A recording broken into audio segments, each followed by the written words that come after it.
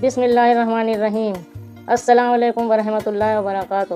جب اللہ تعالیٰ نے انسان کی مخلوق کو پیدا کرنے کا ارادہ فرمایا تو اللہ نے اپنے فرشتوں کو بلایا اور فرمایا، اے میرے فرشتوں، میں زمین پر اپنا ایک خلیفہ بھیجنے کا ارادہ رکھتا ہوں۔ فرشتوں نے عرض کیا، اے ہمارے رب، ہم تو تیری تسبیح اور حمد و ثنا میں مشغول رہتے ہیں، کیا تو ایسی مخلوق پیدا کرے گا جو زمین پر فساد مچائے گی، خون خرابہ کرے گی؟ اللہ نے فرمایا، میں وہ جانتا ہوں جو تم نہیں جانتے۔ پھر اللہ تعالیٰ نے اپنے 4 عظیم فرشتوں حضرت جبریل علیہ السلام، حضرت میکائیل علیہ السلام، حضرت اسرافیل علیہ السلام اور حضرت اسرائیل علیہ السلام کو بلایا۔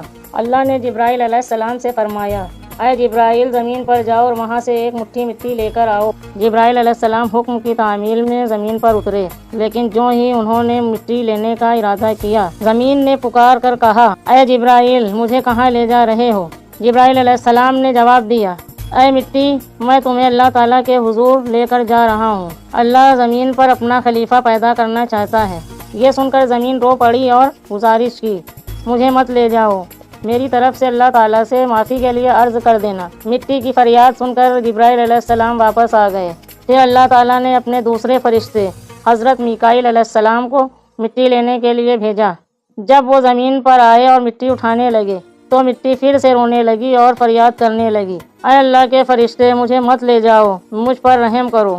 مٹی کی درد بھری فریاد سن کر میکائیل علیہ السلام کا دل پگھل گیا اور وہ بھی بغیر مٹی لیے واپس چلے گئے۔ پھر اللہ تعالیٰ نے اپنے تیسرے فرشتے حضرت اسرافیل علیہ السلام کو بھیجا۔ وہ بھی مٹی لینے کے لیے زمین پر آئے۔ مٹی کے آنسو دیکھ کر اسرافیل علیہ السلام بھی بغیر مٹی لیے اللہ کے حضور واپس چلے گئے۔ تب اللہ تعالیٰ نے اپنے چوتھے فرشتے حضرت اسرائیل علیہ السلام کو حکم دیا۔ اللہ کے حکم کی پیروی میں جب اسرائیل علیہ السلام زمین پر پہنچے تو مٹی نے پھر سے رو کر عرض کیا، اے اللہ کے فرشتے، مجھے مت لے جاؤ۔ جب اللہ کی یہ مخلوق خون خرابہ کرے گی، گناہ کرے گی تو سزا مجھے بھی ملے گی، مجھے تکلیف ہوگی۔ تو انہوں نے کہا، یہ میرے اللہ کا حکم ہے، میں واپس نہیں لوٹ سکتا۔ اور اسرائیل علیہ السلام نے زمین سے ایک مٹھی مٹی اٹھائی اور ادب کے ساتھ اللہ کے حضور پیش کر دی۔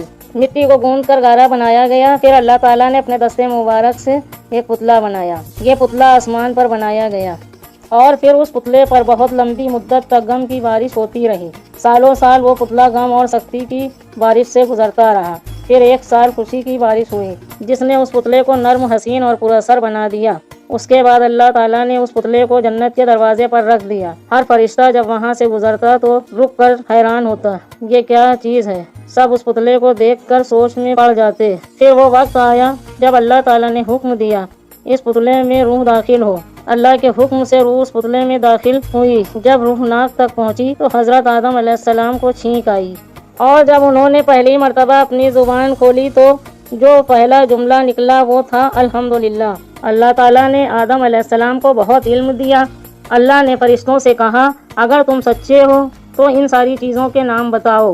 فرشتوں نے کہا، اے اللہ، ہمیں تو اتنا ہی علم ہے جتنا تو نے ہمیں دیا ہے۔ اللہ نے کہا، آدم تم بتاؤ۔ انہوں نے بتانا شروع کر دیا، سارے نبیوں کے نام، ساری چیزوں کے نام اور بہت سارے شہروں کے نام۔ پھر اللہ تعالیٰ نے فرشتوں کو حکم دیا، آدم کو سجدہ کرو۔ سارے فرشتوں نے سجدہ کیا۔ یہ سجدہ ادب اور احترام کا تھا۔ ابلیس نے سجدہ نہیں کیا۔ ابلیس نے کہا، اے اللہ، تو نے مجھے تو آگ سے پیدا کیا اور آدم کو مٹی سے۔ ابلیس نے اپنے آپ کو حضرت آدم علیہ السلام سے بہتر سمجھا اور اللہ کا حکم ماننے سے انکار کیا۔ ابلیس کو آدم علیہ السلام کی مقام اور عزت سے جلن ہوئی اور اس نے تکبر میں آ کر سجدہ کرنے سے انکار کر دیا۔ اس وجہ سے ابلیس اللہ کی رحمت سے دور ہو گیا اور پھر وہ شیطان کے نام سے مشہور ہوا۔